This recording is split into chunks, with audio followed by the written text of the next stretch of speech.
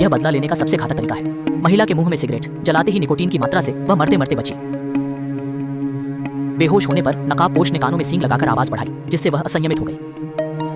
कान का पर्दा फटा, दिमाग हिला और गिर गया, पर नकाबपोश रुकने को तैयार नहीं था। उसने बिजली की छड़ निकाली और तारों पर रखी। इस उत्तेजना से वे थरथराने लगे। कहानी शुरू हुई। 6 बंधक बेहोशी से जागे। उन्होंने पाया कि हाथ पैर बंधे हैं, हिल नहीं सकते। आंखें और मुंह भी सफेद कपड़े से ढके हुए थे। वे अपनी स्थिति का अंदाजा नहीं लगा पा रहे थे, केवल डर और संघर्ष कर सकते थे। तभी दरवाजे पर हत्यारे के कदमों की आवाज आई। उसने जेब से बिजली की छड़ निकाली, फिर उसने छड़ को लोहे के फ्रेम पर रखा। धातु से होकर करंट प्रवाहित हुआ। सभी लोग तुरंत थरथराने लगे। पैर की उंगलियां 30 दिन तक कांपती रहीं, जब तक सभी लगभग बेहोश नहीं हो गए। नकाबपोश ने संतुष्ट होकर बिजली बंद की और एक एक करके उनकी आंखों की पट्टी उतारी। कहा कि सबने दूसरों को अक्षम्य नुकसान पहुंचाया है, केवल अपने पापों को स्वीकार करने पर वह उन्हें जीवित छोड़ देगा। अचानक कमरे में धुआं भर गया। कुछ ही सेकंड में सभी बेहोश हो गए। जब वे फिर से जागे, उनके मुंह से सफेद कपड़ा हटा दिया गया था, लेकिन सिर के दोनों ओर लोहे की प्लेटें थी और गर्दन लोहे की जंजीरों से कसी हुई थी। वे अपने आसपास कुछ नहीं देख पा रहे थे, लेकिन आवाजों से अनुमान लगाया। वे सभी एक दूसरे के लिए अजनबी थे, पर हत्यारे ने उन्हें एक साथ क्यों बांधा? गुस्से में छोटे से आदमी ने चिल्लाकर पूछा। अचानक नकाबपोश अंदर आ गया। वह धीरे से उस आदमी के सामने बैठ गया, चुप रहने का इशारा किया, फिर धीरे से बिजली की छड़ उसकी गर्दन पर रखी। बिना हिचकिचाहट के उसने करंट चला दिया। बाकी लोग भी साथ में पीड़ित हुए, लेकिन नकाबपोश पूरी तरह निर्दयी नहीं था। उसने याद दिलाया कि समय कम है। सभी डर गए कि वह क्या करेगा। मोटी बहन ने जल्दी स्वीकारा कि उसने मां के खाने में थूका था और लंबे समय से अपराध बोध से पीड़ित थी। भाई ने कहा कि उसने शादी में धोखा दिया था, लेकिन पत्नी को कुछ पता नहीं था। देखा कि किसी ने सिर उठाया। शाओमी ने स्वीकारा कि वह 3 बातें जानती थी। हमेशा सुंदरता से शादीशुदा अमीरों को लुभाती थी। अहुआ ने कहा कि वह एक बूढ़ा व्यक्ति था।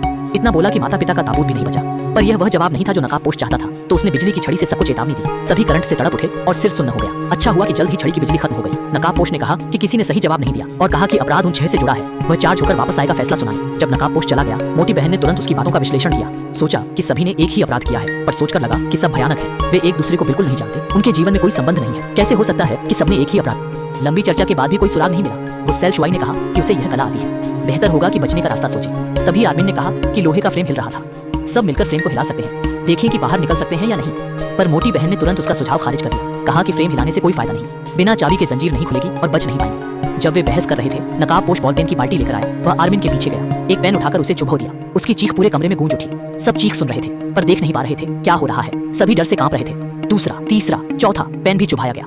कमरे में आर्मिन की चीखें गूंज रही थी। नकाबपोश चुपचाप उसकी कमजोर होती आवाज सुन रहा था, जब तक वह खामोश नहीं हो गया। कुछ ही देर में बेचारा आर्मिन बॉल पेन से मार दिया गया। क्या उसका अपराध बॉल पेन की कद्र न करना था? नकाबपोश ने कहा, अगर फिर कोई जवाब नहीं देगा तो कोई और मर जाएगा। हर बार जागने पर वह यातना देगा।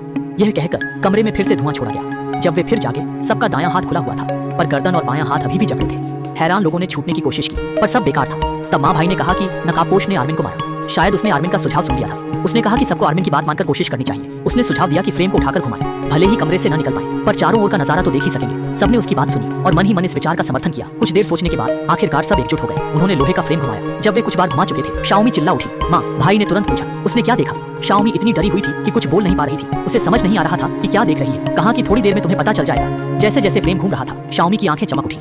माँ भाई ने तुरंत पूछा, उसने क्या देखा? शाओमी डर से हकला गई, समझ न पाई क्या करे। कहा थोड़ी देर में तुम्हें पता चल जाएगा।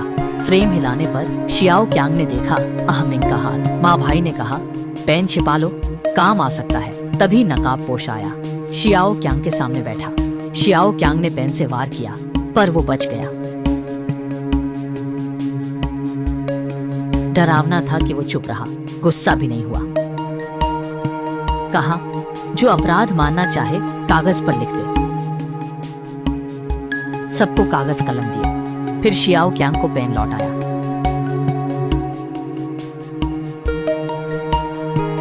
सब उस रहस्यमय व्यक्ति से जान बख्शने की भीख मांगने लगे। हुआ ने कहा, उसका परिवार अमीर है, जितना चाहे दे देगा। शियाओमी ने कहा, वो पैसे और शरीर दोनों दे देगी। उसने देखा लोग मोल भाव कर रहे। फिर बिजली की छड़ी, फिर कमरे में धुआं भर गया। सब बेहोश हो गए। पता नहीं कितनी देर बाद शियाओली को होश आया। उसने शोर सुना और भीड़ से पूछा। समझदार माँ भाई ने आंखें बंद कर उसे चुप रहने को कहा, नकाबपोश लोग जागने के समय से फैसला करते हैं। छोटे मेमने ने पूछा, माँ भाई क्या करते हैं? इतने शांत कैसे हैं? माँ भाई ने विनम्रता से कहा, कोई तो बहादुर होना चाहिए। शियाओमी ने चिल्लाकर कई लोगों को डांटा और कहा। तभी छोटी भेड़ ने हैरानी से कहा कि यहाँ 5 लोग थे। सब चिंतित हुए। कमरा शांत हो गया। सबने पानी की बूंदों की आवाज सुनी।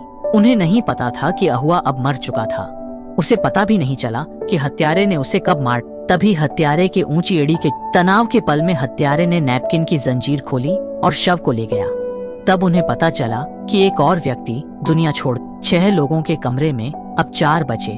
अगला शिकार कौन होगा, अज्ञात था। हाउ मई घबराई। उसे दूसरों के हाथों में अपनी किस्मत बर्दाश्त नहीं थी। वो चिल्लाने लगी।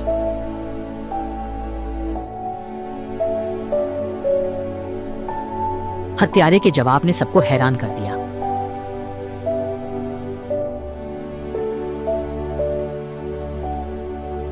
वे अभी भी नहीं समझ पाए कि हत्यारा किस बारे में बात कर रहा था। धुआं फैलने लगा।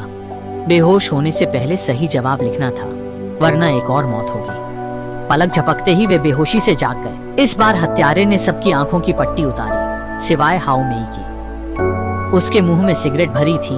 हत्यारे ने उन्हें जला दिया।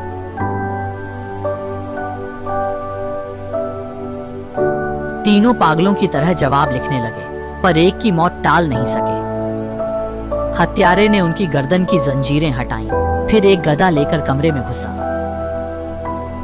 हर बार वह अलग हथियार इस्तेमाल करता, जैसे सब पहले से तय हो। हत्यारा वांग भाई की ओर बढ़ा।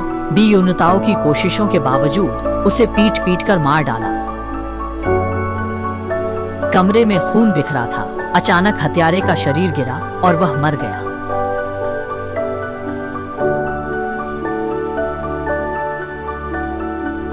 बेयूनताओं ने जांचा और हत्यारे का मुखौटा उतारा। वह सिर्फ एक कठपुतली था। हत्यारे का मुंह बंद था। चेहरे पर एक तस्वीर थी, पर उसमें कोई जानकारी नहीं थी। बेयूनताओं ने देखा और पाया कि हत्यारा उसका पुराना स्कूल का साथी था।